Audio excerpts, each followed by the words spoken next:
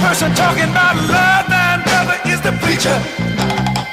And it seems nobody's interested in learning but the teacher.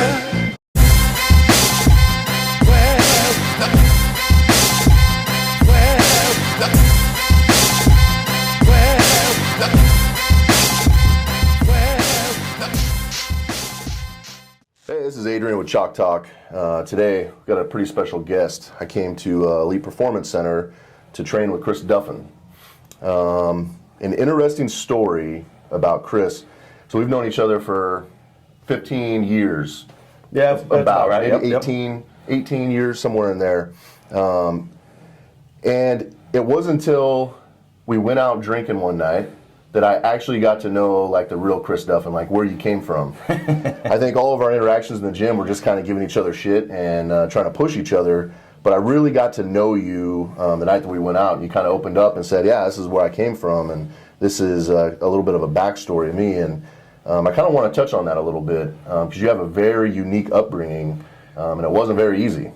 It wasn't too hard. It was entertaining, I guess, would be the way to call it, at least by most people's standards. But yeah, I mean, that's it's something I've tried to get better at telling the story because people find it useful, you know, the inspiring part of it, or you know, it's just it resonates. The story resonates with people, so I've definitely gotten better. But yeah, a lot of time, you know, my close friends and stuff didn't know anything about you know, my life, my experiences, and that. So, but yeah, I mean, it's by most peaceful standards, essentially, I grew up homeless.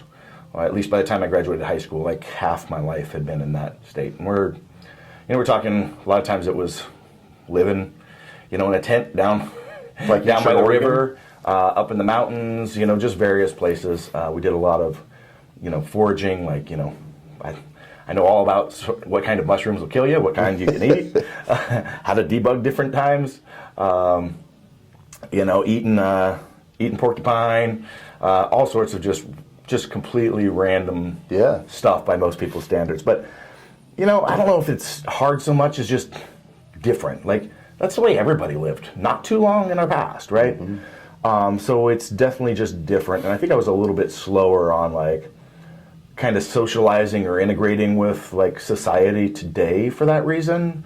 Just because I just, you know, I wasn't involved that much. And as I got more, you know, involved, it wasn't until like high school and I started doing sports that I started really becoming comfortable and engaging with people, and that's why lifting weights has been probably such a central aspect of my life. It was my way to connect with people that I didn't have a way of really connecting with them because I didn't get where they were coming from. You know, like it was. You know, my life experiences at that time in my life were completely different than everyone else, and that makes it challenging to interact with, right? So for me, that's been that, and maybe there's a little bit of therapy and stuff like that in the lifting weights as well, because there's obviously reasons we lived in that environment, you know, drug and alcohol abuse, and you know, other stuff that happened in the family, and you know, so yeah, there was definitely some unpleasantries. I mean, all of us kids were removed from the woods at one point by the state. Parents ended up getting us back, and like when I left to go to college, the first like 2 years, I was just like, okay, I'm on my own. I'm away from that. I did my own thing, and then didn't pay too much attention to what was going on back home, and then I did, and things had gotten really bad without my presence there. And so I ended up having to take custody of my 3 younger siblings. Mm-hmm. I ended up raising them while I was finishing my college, while I was working full-time, while I was pursuing my master's, and lifting some weights and stuff too. So, yeah, you just figure out how to make that stuff work. I mean, obviously it was a priority. Yeah. I mean, what are you going to do? I mean, at that age, I got to imagine it was pretty difficult, only because you don't really know at that age how to be like a parent. You know, you're still figuring stuff out on how to be a man and you know, the type of person you want to be. You know, priorities are a lot different. And then to be stuck as being a father or a father figure at that point, I mean, I can imagine how challenging that would be. Yeah, I mean, it certainly was. And I wasn't exactly the best role model in all aspects. I was in my early 20s. Yeah. Trying to have fun, you know, but I worked hard.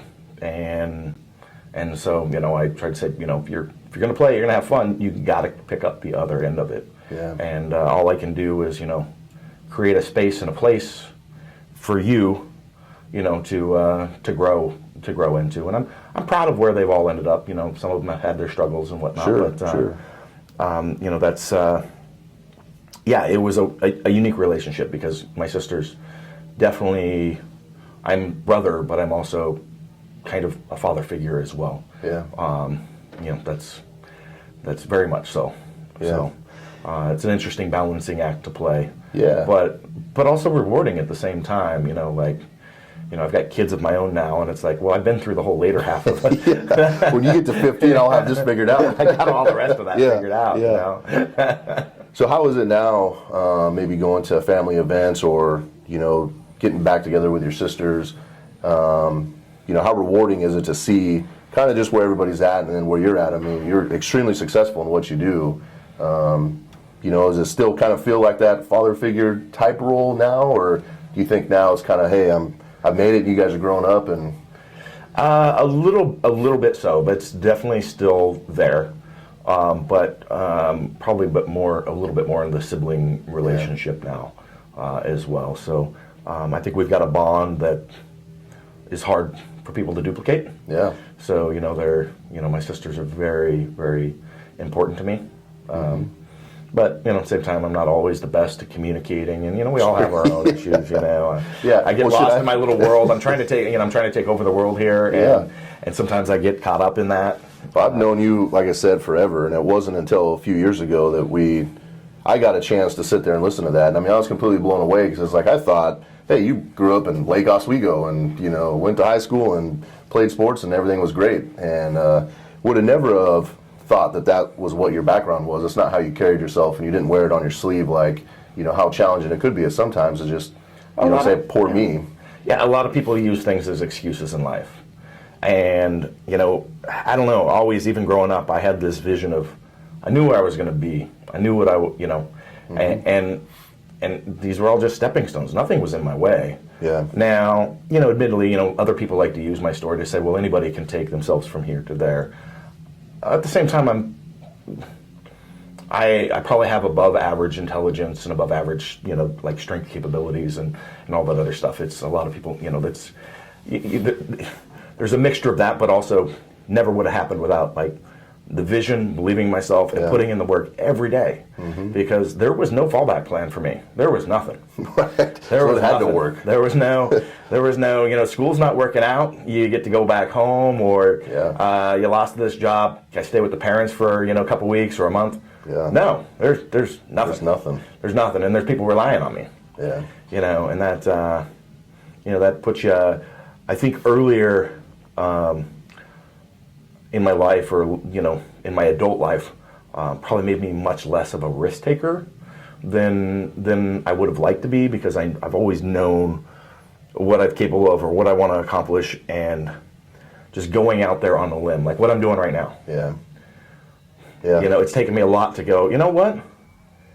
I've got this really successful career. Career that you're just giving up. And I'm just going to walk away from it. Yeah. And I've always known I could do it, but I never did. Right. I was afraid of that, because it's like, I'm so in that mentality, there is no fallback plan. Right. There is nothing. And again, you're responsible for providing for your family. Yeah. You have a family. Yes. And I'm sure it's stressful. Yeah, no, it's definitely a level of like, you got to be confident. You got to know how to make it work, because I can't. Everybody says follow your dreams, right? Yeah. Follow your dreams. Go after your passion. Which I do believe. But at the same time, we all have responsibilities, right? Yeah. And is it fair for me to ask my family to compromise? Because I want to, do a different job. Yep. I mean, really. I mean, that's it. But a lot of people will say that, and I said, no. You got to figure out a way. I mean, for years I thought about going back to school to be a surgeon or doctor of some sort, in that nature, kind of related to what I'm doing now, honestly, in some senses. But I did the numbers, and it was like, well, if you want to do it, go do it. I'm like, yeah, but it's not that simple. It's not that simple. Do the math. Like, I've got a really successful career. Take away the salary. Okay, now add this much school. I mean, I've already got essentially 2 bachelor's degrees and a master's degree, and I can't tell you how many like endless courses on leadership and management and stuff like that. I spent a lot of time in school. Yeah. And to take now and go, oh, I'm not going to work for another, 6-8 years, do externships, do all this, and like actually sit down and write out the numbers. Go, is that a couple $1 million decision? A year to go to Eaton Top Ramen. So like things aren't always black and white. Yeah. I do believe that you should chase but you've got to have a plan. Yeah. I mean, that's what I always preach with having a vision, right? People love to dream. People love to dream, right? I want to be a 600-pound bencher, Adrian. Yeah. I want to be a 600-pound bencher. A lot of people got that dream, right? Got to have a plan. It doesn't go anywhere without a plan. Yeah. You can dream all you want, and you can chase that all you want, but unless you put together a plan and execute it, and one that works, and put in the work, it don't happen, does it? No, that's very true. It's like going to the grocery store without a list and you're hungry. You get a bunch of shit you don't need. Hey, you've been following me around. Yeah. I'm not allowed to go to the grocery store. One of the things I talked to a couple of elite level lifters about is that switch. And you saw it today when we were training together where you're like, okay, it's time to get serious. And that's not a time that you go, oh, hey, Duffin, how you doing? That is you're in your mode to go and crush something. Does anything from maybe your childhood, does that trigger you to have that switch? Or is it just a spot where it's like, okay, I just got to be serious now? A lot of lifters that I've talked to kind of have that, where they have that one place that they go to, it's like, I'm pissed off now. I know you can see it with you. Yeah, actually, I'm going to give a shout out to Matt Peltz from Revolution Training. He came in here Monday, and I had 900 pounds loaded on the bar. And a lot of times when visitors come in to visit, they want to come up and start talking to me right away. And I was in the zone. I mean, my head was on. I got 900 pounds up there. I want to get up there. I want to double this damn thing. And, Matt could see it, and he just stayed back. He didn't come over and talk to me for like 15 minutes. Yeah. Not a lot of people that actually do that. Yeah. They recognize, he's got his game face on.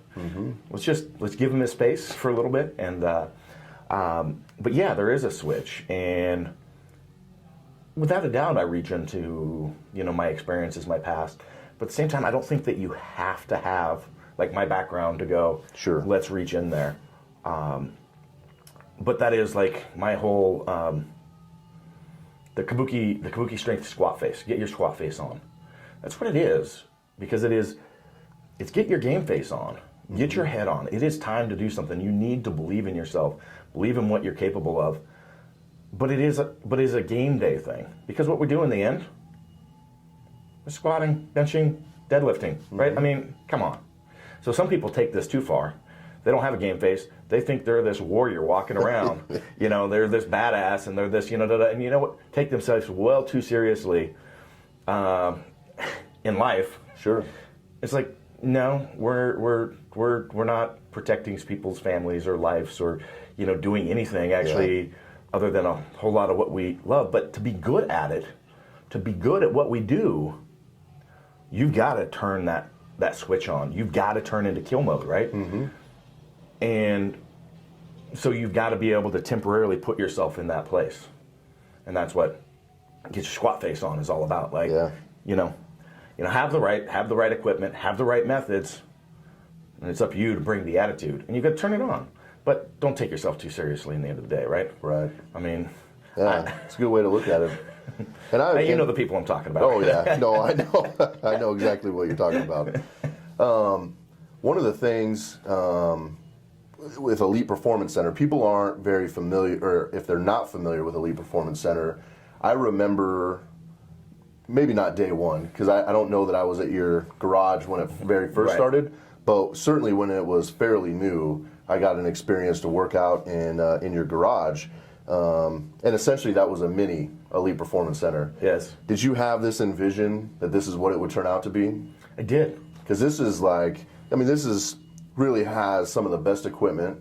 It is a really good training environment. You have a lot of good people. I mean, you have a huge ass stereo. You got a ton of equipment. You have the Duffalo bar.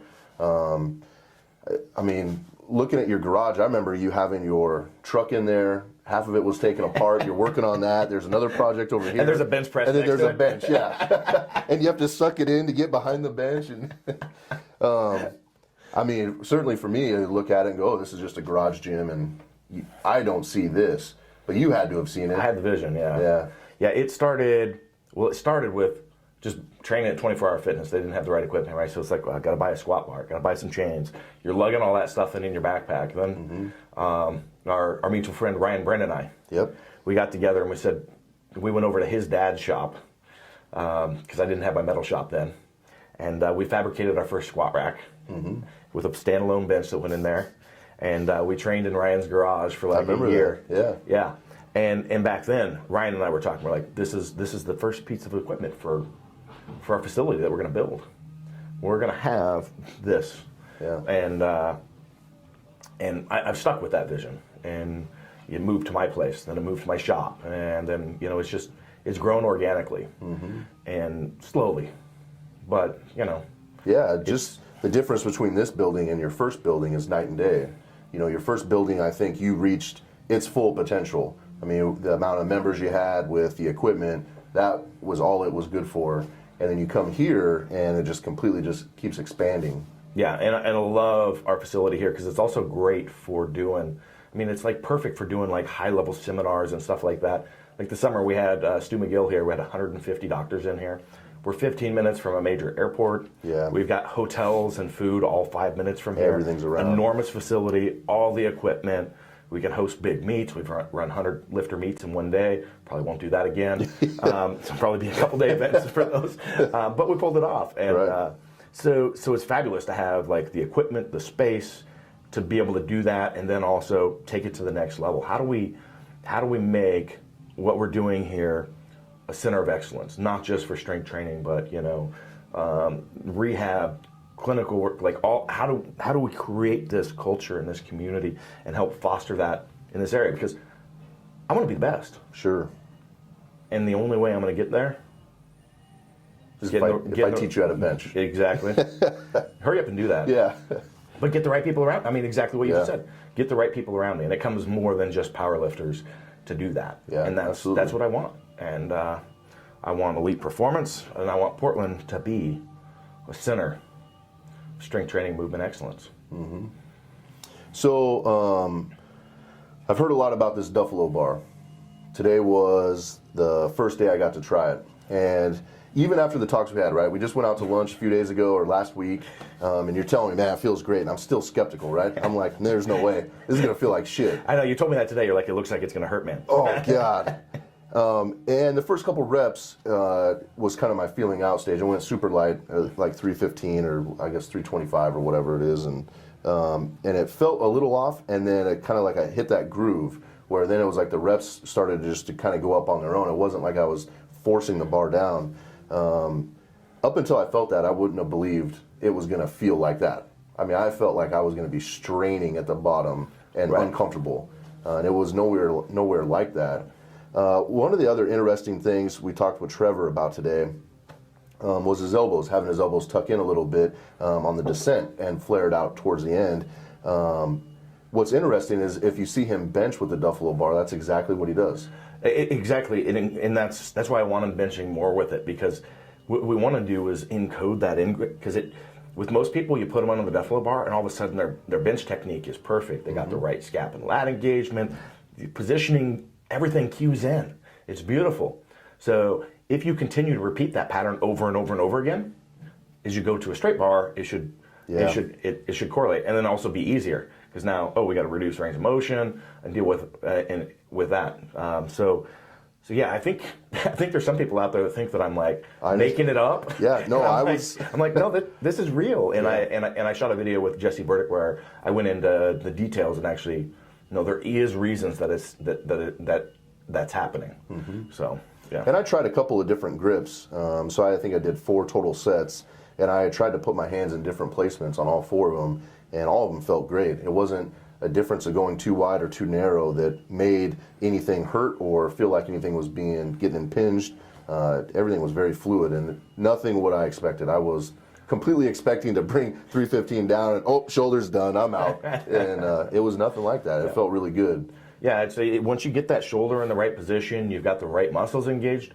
I mean, boom, those things happen. Yeah. And so it's pretty incredible training tool. I've actually just renamed it this week because I was calling it the Duffalo Performance Squat Bar, and really it's performance squat and bench bar. I mean, really, yeah. To me, it's the ultimate training bar for those. Yeah. For both movements. And really, I think not even limiting it at just a bench and squat bar, because I think down the road, you know, the way that your mind thinks during your training, I don't think that you're limiting it just to bench and squat. I think you'll come up with some crazy shit to do with it. So put the, et cetera on there. Right. Just leave it as the ultimate training bar. Yeah, that way exactly. We can figure out where it goes in the future. One of the things I want to touch on is your all-time record. And so you have all of these goals coming up, and I don't want you to spill the beans on everything that you have going on, but we were just talking about this 900-pound squat and kind of where your future is. What do you feel like throwing out there as far as your goals is anything coming up? I really don't like to talk publicly about like my meets and goals coming up, just because of that's mine. Yeah. You know, and too many people, I think, in this Insta famous world, it's all about what they say that they're going to do, and then all these people, interacting. What's your second lift? What's your third lift? What records you going for? And to me, that causes too much like distraction. Yeah. Like I don't owe Johnny 17 a reason for what my lifts are going to be or what I'm going for to meet, right? Yeah. That's mine. Yeah. But like I said, I want to be the best, and I had the all-time record at 881 at 220 for the squat. It was beaten by Sam Bird, and I'd like to get that back at some point. I'm not competing this year. I took this year off with the changes in my business, leaving my job and getting Kabuki Strength started. And I do plan on competing in 2016. Good. And I do plan on chasing some numbers. I'd like to have one of the best totals by formula for raw lifting with reps, with no walkout on the squat. So, I don't like walkout. Yeah, no, that's cardio. Well, awesome, man. I really appreciate your time. Thanks for having us come out and train here. As always, I love coming out here and working out with you, all the shit talking and everything else that goes on, so I appreciate it. Thank you. It's been a pleasure. We need to do it again. Yeah, of course. All right. Into your